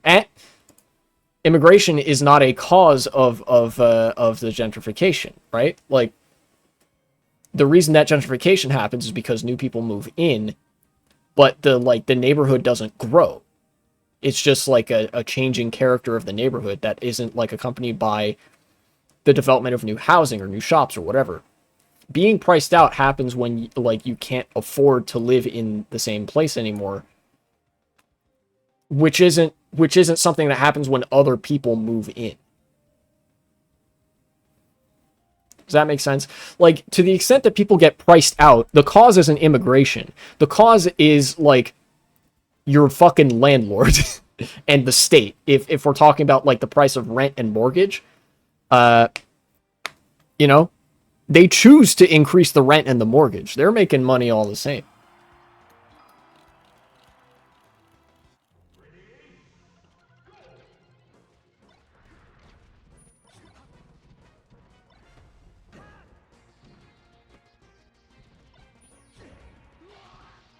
I smashed the eye. The fuck? In the debates, there's a confusion about gentrification being when foreigners arrive, and that's not true. Yeah, look, the fucking activists are contradicting CNN's narrative here. CNN's like, yeah, this is because of immigration, and then the activists are like, it's not because of immigration. We just don't like gentrification. Noting that other causes include inequality, deficiencies in housing policy, and land privatization. I love that CNN says other causes when they said, yeah, no, the cause isn't immigration. And then CNN is like, yeah, the cause is immigration, but here are these other things. Fucking manufacture that consent, baby.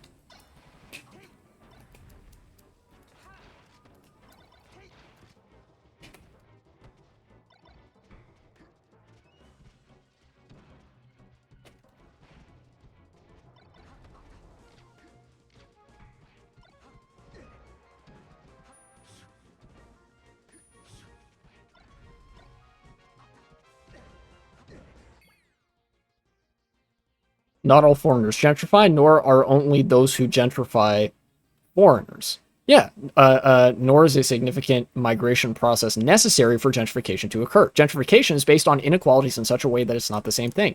Yeah, look, straightforwardly just debunking CNN, but they just don't, like, they don't care because they've already, like, they are in part paid to give credence to the narrative that, like, oh yeah, this inequality is actually because of immigration and shit, right?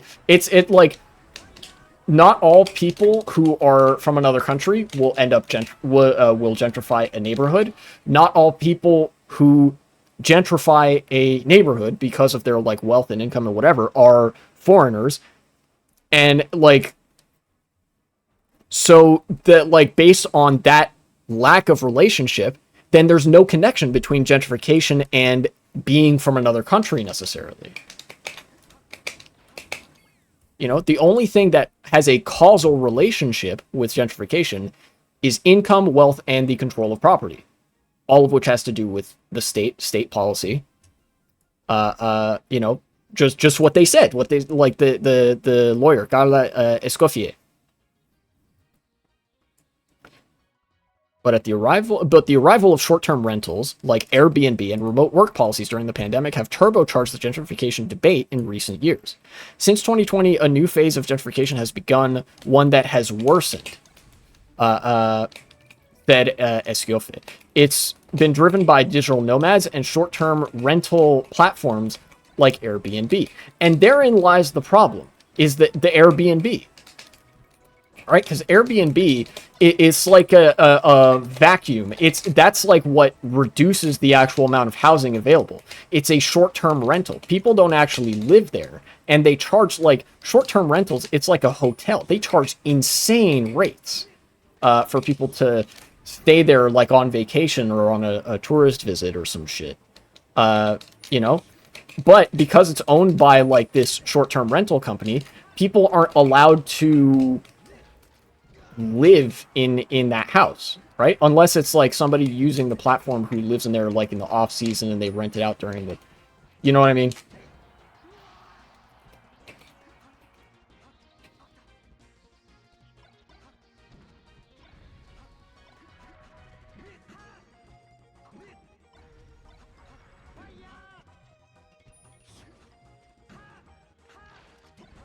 Oops.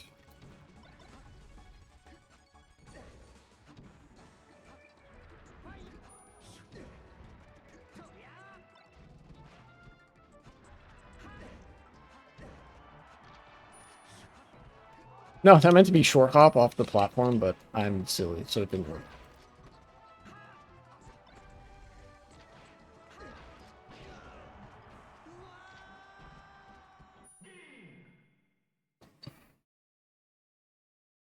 Airbnb defended its activities in Mexico City on Tuesday, saying it helped generate more than $1 billion in the local economy last year, and argued that guests who booked accommodations also spent money on shops and services in the capital. Yeah. Look how much money we made. Classic Airbnb argument. Yo, what's up, Cryoraptor? I took a look at it earlier and then rage quit because the fucking guy, like, talked about how, like, he talked about the Palestinian diaspora and the Nakba without mentioning Israel. Like, he mentioned Israel once, and that was to say that, like, this occurred, or no, he mentioned Israel twice, 2 times. Once to say this occurred during the creation of the state of Israel, classic passive voice, and then another time later to say, oh yeah, what was it, Kuwait, like, treated Palestinians worse than Israel. So I was like, you know what? I don't have any patience for this guy. The only thing that video serves to do is launder the image of Israel by not talking about Israel, by basically saying that the plight of Palestinians is the fault of neighboring Arab state. He absolved Israel of responsibility. Yeah, and that is a degree of dishonesty that I decided to just disengage from. I decided that, like, that video in its totality wasn't worth the review for me because he's like, it's like talking about the genocide of the Jews without ever mentioning the direct role of the Nazis in the genocide of the Jews, without, like, attributing fault to Nazi Germany, right? And instead blaming, like, I don't know, maybe some of the states that they fled to in the interim, where they were, like, denied entry or something like that. Yeah, you get the idea. I wasn't keen on somebody who seemed to be very interested in concern trolling and both siding a genocide while only talking about how, like, the Arabs are bad, actually, or something. Not my preferred political content.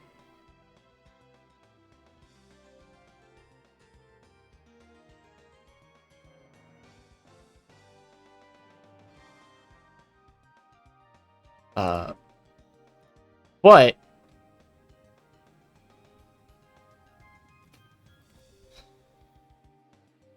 if you wanted to, like, sit down with a friend of yours to look at my to see my reaction to the video, I could give it another look just to make the argument firsthand again.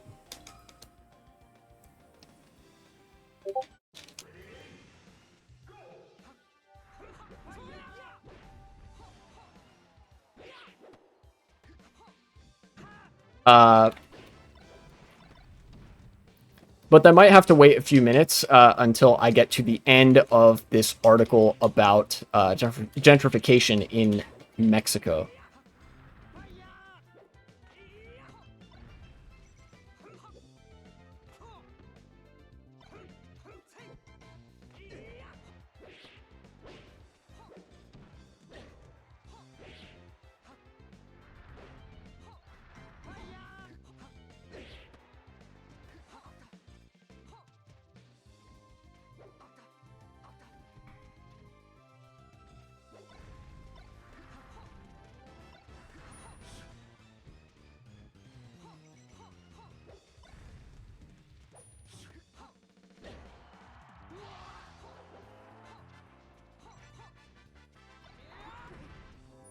All right. Oops. Mexico City's government signed an agreement with Airbnb and UNESCO in 2022 to promote the capital as a global hub for digital nomads and creative tourism.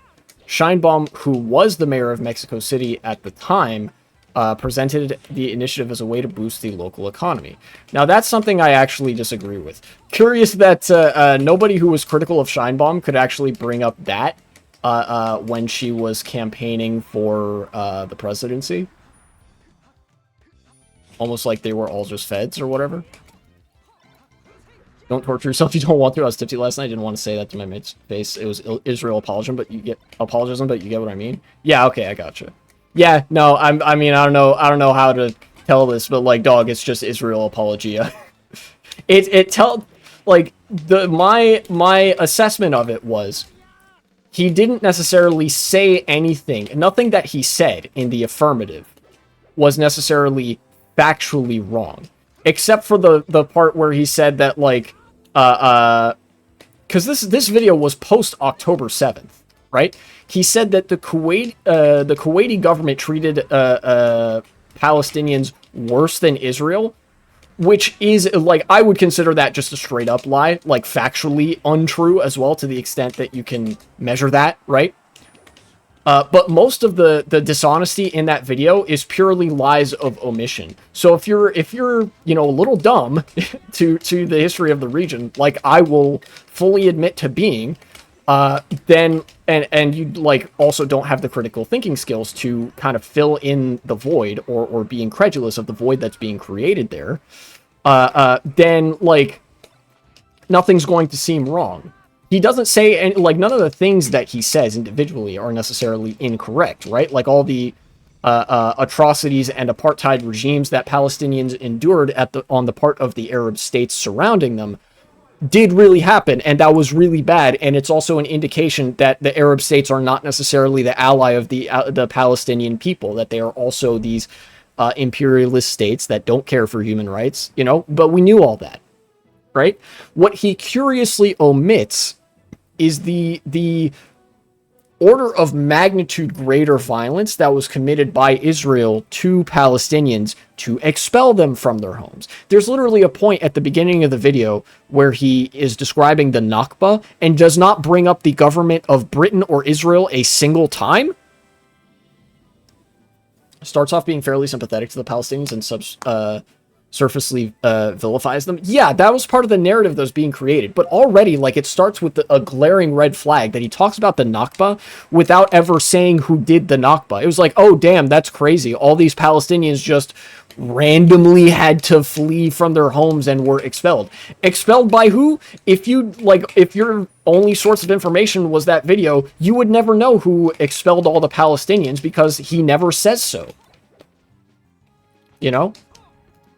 And then, yeah, of course, later in the video, only sparing attention is given to the way that Palestinians were treated by every state that they interacted with in favor of simply using those as basically establishing facts. He literally, like, says that, like, this is the historical context to set up that Palestinians have a also very storied history in the Middle East of militant resistance groups and generally like militant groups, terrorist groups, and whatever, because they have never been an integrated part of any given society. Like, that's just how that works. But like the way it's framed, because of all the information that's left out is designed to vilify the Palestinians as basically a uniquely bad ethnic minority. And of course, all the YouTube comments take that away.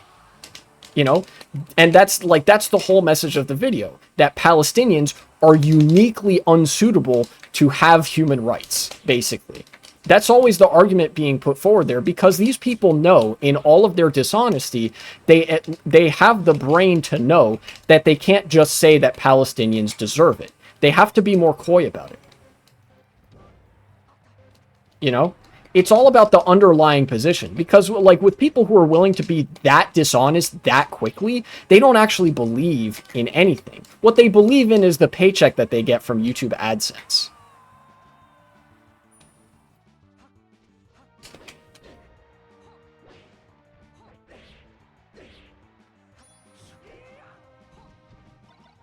It starts off like, won't somebody think of the Palestinians? Ooh. And then by the second half, it's basically pulling the immigrants are bad card. Yeah, that's basically what I got from it as well. And I didn't watch the whole thing. I watched it up to the point where where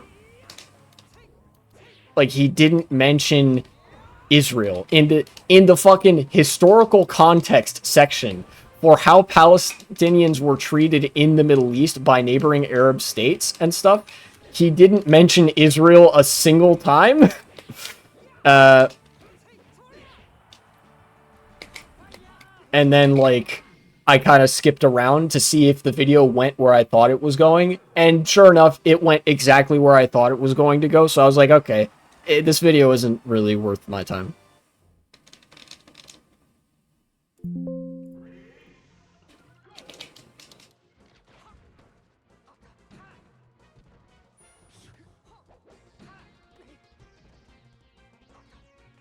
That meant to be a, like, turnaround, pivot. Not a, just a dash forward.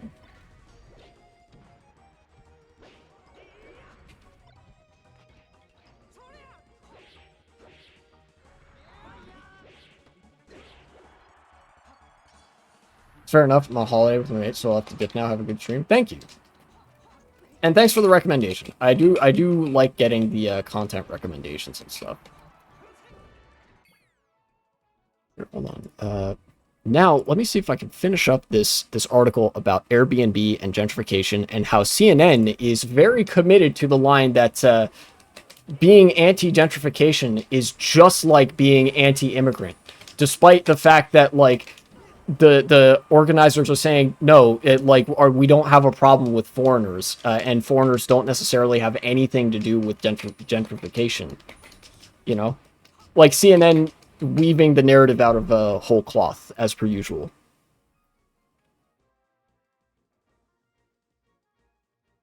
The appeal was especially attractive for U.S. citizens who can stay in Mexico without a tourist visa for less than 6 months before requiring a special temporary residence permit, according to experts. In 2022, 122,758 temporary residency permits were granted to foreigners in Mexico, according to the National Institute of Migration, up from 97,825 in 2019.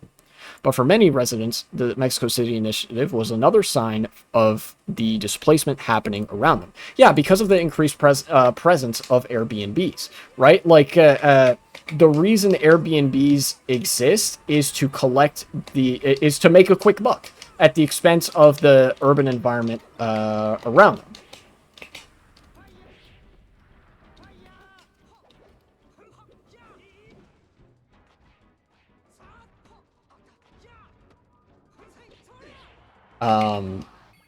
But of course, CNN has mentioned migrants more times than it's mentioned Airbnb, because we know which side their bread is buttered on. A global trend. Anger about gentrification is not unique to Mexico City. Local governments from tourist destinations in Europe, such as Spain's Canary Islands, Lisbon, and Berlin, have announced restrictions on short-term rentals in the past decade. Oh, that's based. Fuck short-term rentals. Barcelona's leftist mayor, Jaume Colboni, said that by November 2028, the government will scrap the licenses of the 10,101 apartments currently approved as short-term rentals in the popular tourist destination. My country being based? Your country being based, indeed. Like, CNN spent fucking 6 paragraphs talking about how, yeah, gentrification is actually a, you know, migration issue, alternating between that and, like, anti-gentrification activists in Mexico saying this is not a migration issue. This is a fucking short-term rental and housing policy issue. And then, like, literally the first paragraph where they're not talking about that is like, oh yeah, by the way, Spain is like, you know, Barcelona is cracking down on short-term rentals. I wonder what the issue could be with respect to gentrification. Residents in the Catalan capital have documented how renting by the day is more profitable for landlords than renting by the month, which has triggered the evictions and the transformation of homes into short-term tourist accommodations. Yeah, that's exactly what I was saying. That, like, it's not the fault of people that live there and pay the rent. No, it's the fault of the fucking landlords charging the rent and renting their places out as Airbnb, and not like fucking having it be a regular ass apartment building. You know?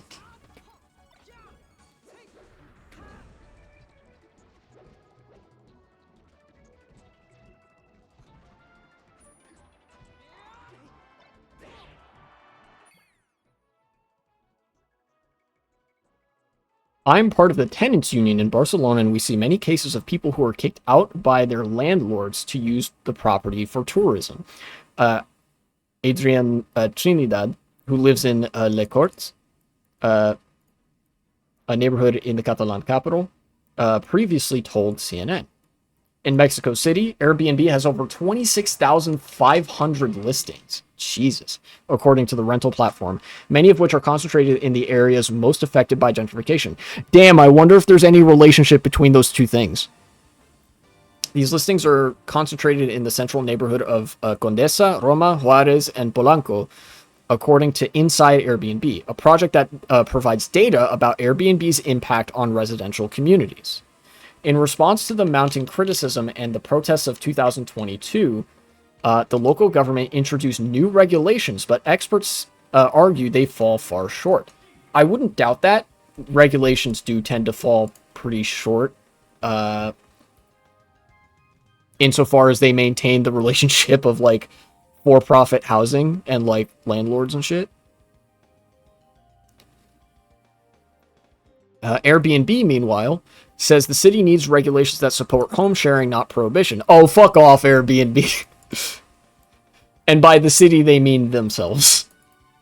It argues that many people in Mexico City rely on the platform as a financial lifeline, with 53% of its hosts saying the service helped them stay in their homes, and 74% of hosts saying it helped them cover essential expenses. Yeah, because the increasing prevalence of Airbnb has contributed to gentrification. So the only way to actually stay financially afloat in the city would be to benefit, to try to get inside of that machine to benefit from it.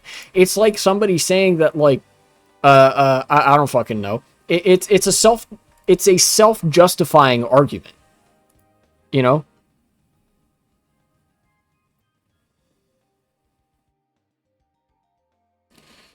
Activists are now bracing for when Mexico opens its doors to soccer fans for the next World Cup in 2026, which Morales fears could result in the state prioritizing business dealings over residents. Given the critical state we're in, who would come up with this, she asked.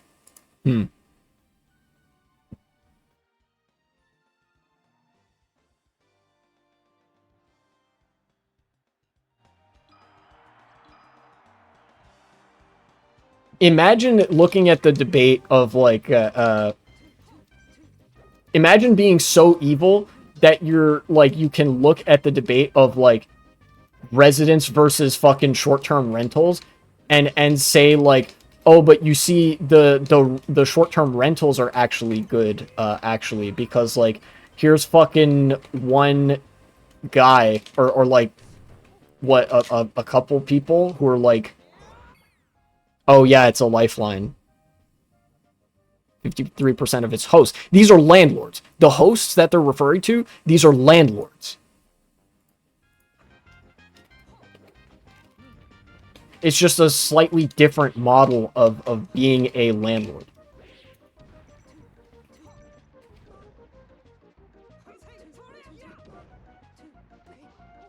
Ah, damn, I'm dead.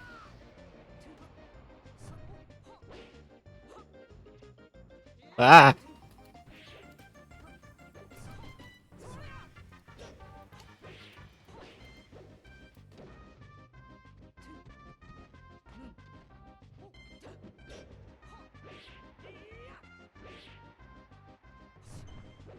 No, that meant to be a forward smash. I didn't mean to slide off there. There we go. That's a good-ass forward tilt.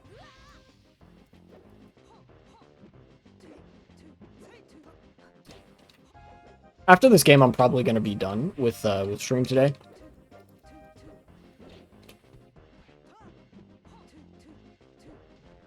Ah. Okay.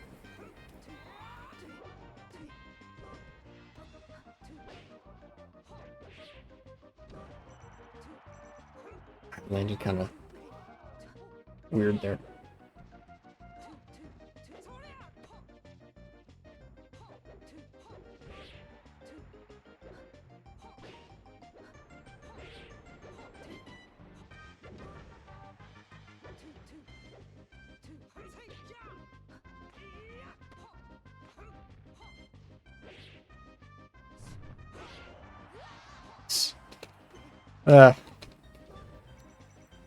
Legitimately, the only way that you fix gentrification like this is you ban Airbnb, you ban short-term rentals, and you start, like, you have to actually start doing some pretty radical housing policy in order to address underlying issues like this, because gentrification of this sort is just the worsening of a trend that everybody recognizes and is capable of recognizing was kind of already present. The fact that, costs are increasing faster than wages can meet them, right? And that's a consequence of the consolidation of wealth and power by, well, the propertied class, many of whom are landlords, you know? And if you're not prepared to, come down on the landlords, then nothing is going to be fixed ever, you know? If you, every city that has Airbnb present, no matter what Airbnb and CNN try to argue, Airbnb is the death sentence for the city culture of literally any city. It could be Mexico City, it could be Paris, it could be Prague. Anybody who knows about Prague will know exactly what I'm talking about. It could be Berlin, it could be Barcelona. And a lot of local activists will recognize that. And so they'll call for some sort of action to be taken specifically against those short-term rentals. It's like the lawyer and the other activists in this article said, it is not an issue of foreigners moving to the city or living in the city for any period of time. It's an issue of housing policy. It's an issue of landlords increasing the rent, or the ownership, the landlordship of these properties being consolidated upwards into private capital and short-term rentals like Airbnb that charge much, much more than the regular rent would otherwise be. And of course, to add a little bit of YIMBY flavor to this argument, you also do need to build more housing if it's a growing city. None of this is necessarily an unknown quantity. But there's a lot of biases at play, systemically speaking, that will lead to the worst kinds of people imaginable who control a lot of media outlets be like, but what about the landlords actually? So I don't know. I did also see there were a couple people on the left that did sort of fall for the psyop that this was somehow not an institutional thing and was just a result of those silly Westerners doing settler colonialism in Mexico City. No, that's not what it was. That's not what it is either.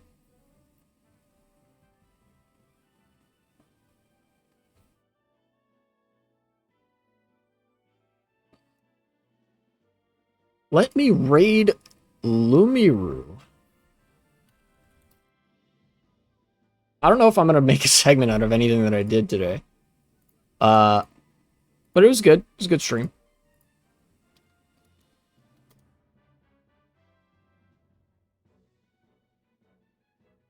See y'all next time. I might be back to Mario Kart World. The reason I didn't do that today is because I was doing some React content earlier, so.